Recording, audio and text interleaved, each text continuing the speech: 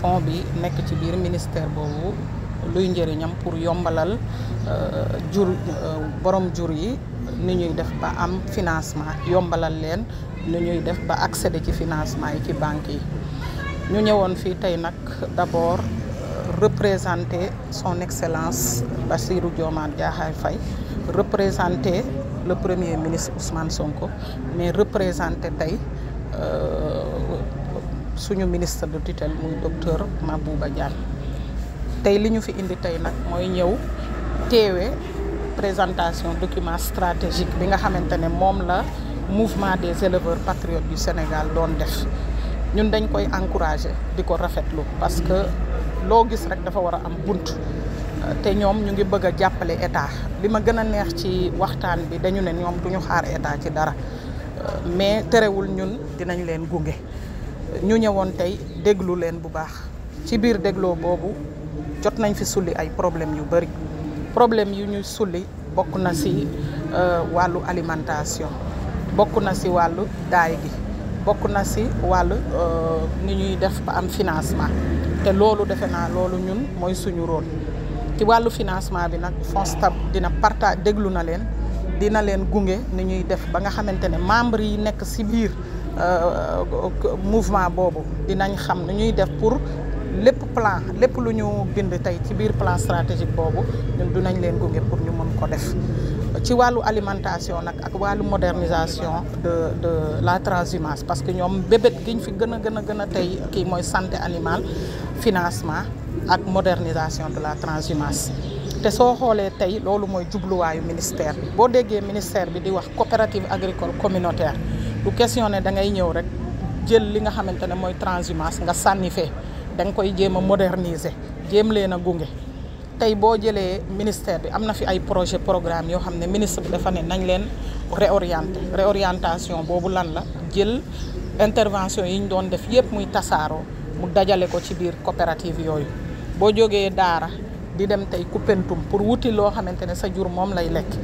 ministère bi bëgg na créer foofu moom la ñuy bëgg a wax les corridors de transhumance bu ñu rombee foofu par exemple boo dawalee ñaari dëkk ñetti dëkk nga def fi benn coopérative agricole boo defee waxit déggee coopérative agricole communautaire du nit ñi mais espace bi ngay jël aménager ko tey boo ko aménager non seulement di nga fa fekk forage boo xamante ne tey jur gi dinañ fa naane nga fekk foofu tey ndox boo xamante ne dinañ mën a def culture fourragère fekk fa ay magasin aliment bétail boo xamante ne bu ñuy romb dinañ mën a accéder ci aliment bétail boobu fekk ci biir sax tey ay infirmerie muy ay kër docteur yoo xamante ne ki jóg ak njabootam ne Koupentoum laa jëm pour wuti lu sama jur lekk boo fa rombee tey di nga mën a faj say doom di nga mën a fekk fa cabinet vétérinaire boo xam ne fii da ngay faj say doom fii da ngay faj say jur lu gën a soriwul aussi di nga fa dajeek tey élément FONSTAB daje fa ak élément FONSTAB boo xam ne di parce que ñun am nañ ay zone parce que loolu mooy modernisation transhumance beneen problème biñ fi sulli aussi mooy financement nag wax dëgg yàlla ministère bi am benn fonds am benn jumtuwaay boo xamante ne moom la ñuy wax FONSTAB jumtuwaay woowu defe naa dañ koo teg pour mu mën a garanti parce que wax nañ ko sànq ci biir salle bi éleveur bi bu demee ci banque bi di leb dañ ko naan duñ la lebal lu am solo parce que amooloo garanti we xëy na ñoom kër la ñu am ak seen jur gi nga xamante ne moom la ñu léegi nag ministère bi ne nañ leen tegal benn fonds boo xam ne bépp éleveur buy leb da ngay dem ñu fonds bi day dem garantie la fonds boobu fonds bi day dem garantie la bor boobu fonds bi day dem tamit def li ñuy wax bonification lan la mooy li nga xamante ne da ngay ñëw nga ne ah banque bi kat taux ban lay leblee ñu ne la 10% wala 12% léegi fonds bi day ñëw intervenir xaaj taux boobu état faylal la genn wàll nga fay genn wàll dinañ def aussi loo xamante ne mooy refinancement parce que boo xoolee mutuelle yi tey ñoo gën a sori au fin fond du Sénégal da ngay dem ba Salémata da ngay dem ba Médina Ndiathbe da ngay dem ba fu sori léegi nag ñu ne nañu lëkkaloo ak mutuelle yooyu yëkkati xaalisu fond bi jox leen ñu mën a accéder éleveur bi nga xamante ne amul pour mën a ñëw Dakar déposer fi mutuelle boobu la ñuy jaar à des taux boo xamante ne taux yooyu éleveur bi dina ko mën a supporter ci as tuut gi muy am ci càmmam. di ñu dajale woon fii di ñu doon valider sunu plan stratégique de élevage sunu gis-gis luy doxal élevage ci kanam horizon 2050 moo ñu dajale woon fii ñu ñëw fii nag 14 régions de Sénégal 10 régions yi yëpp ñëw nañu ndax mouvement des éleveurs patriotiques dafa convaincre ay nit yu bëri parce que mouvement bi ñu créé même pas un an mu am on plus de 25 000 membres kon boobu dafa jaral éleveurs yi ñun nag dafa am loo xamante ne dafiy yàgg a nekk ñu am idée pour jàppale président de la république et son gouvernement pour ñu mën a changer idée yooyu parce que éleveurs yi yàgg nañ di jooy amuñu financement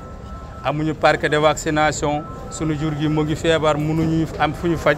amuñu ay agents vétérinaires yooyu doy sunu parcours de bétail dañu koo dag sunu lépp te aussi ñu jël ko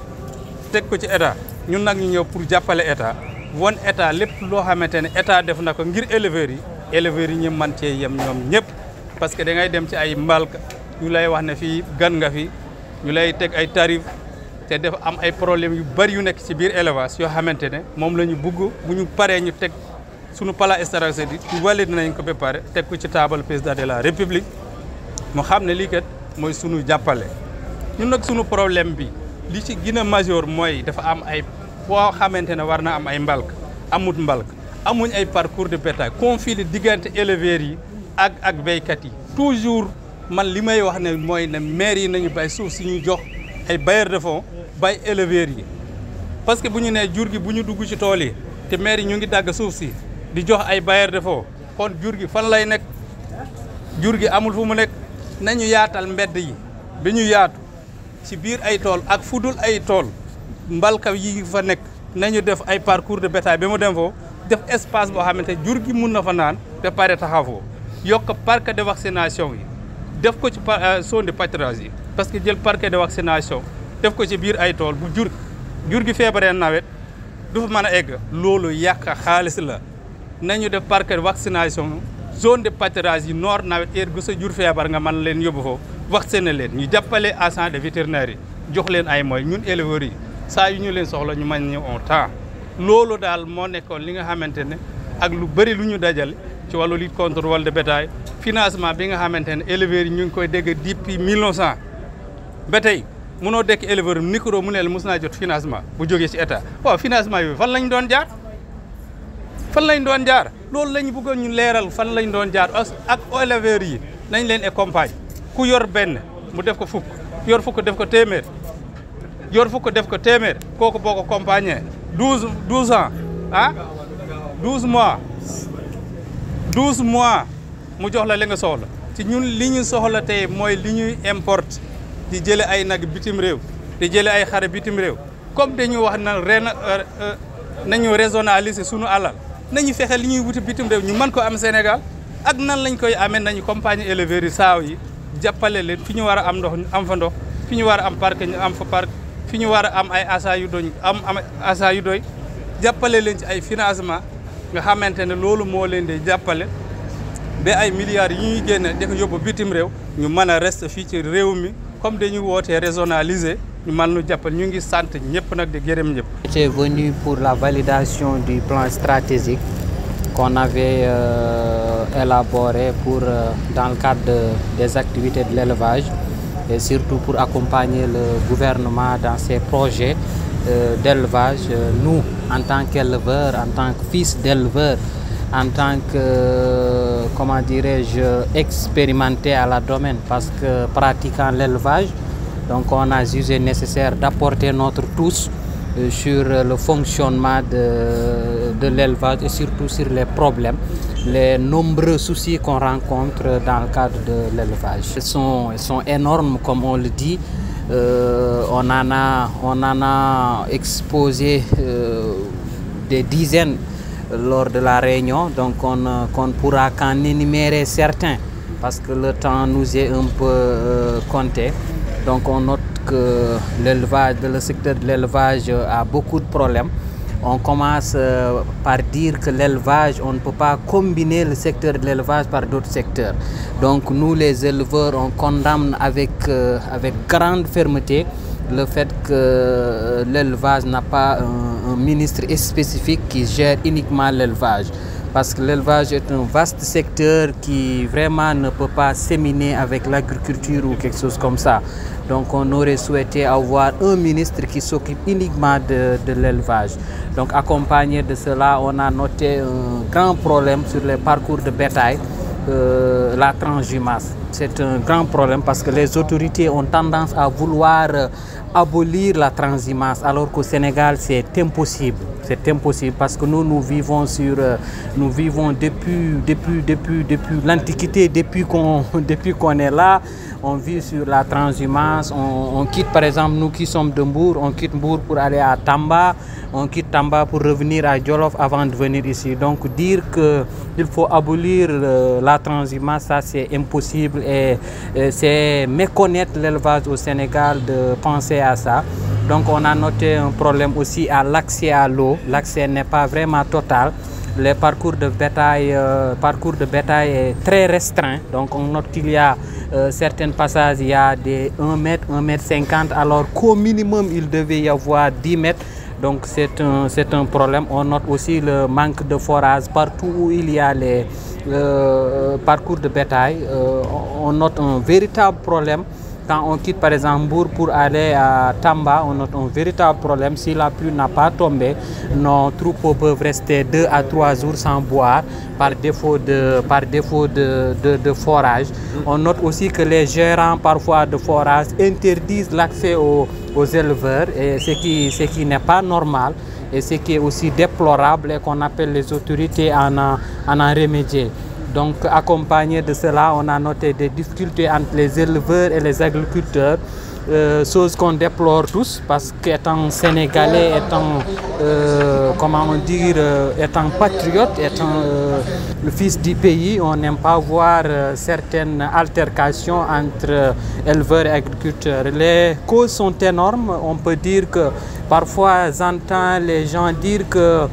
c'est les éleveurs qui ont tort et qui ont toujours tort, c'est eux qu'on accuse d'avoir tort, alors qu'en réalité c'est pas ça, parce que on dit que c'est les bétails qui se déplacent, oui, mais parfois aussi les gens se déplacent. Parce que venir là où il y a la pluie, venir aussi là où il y a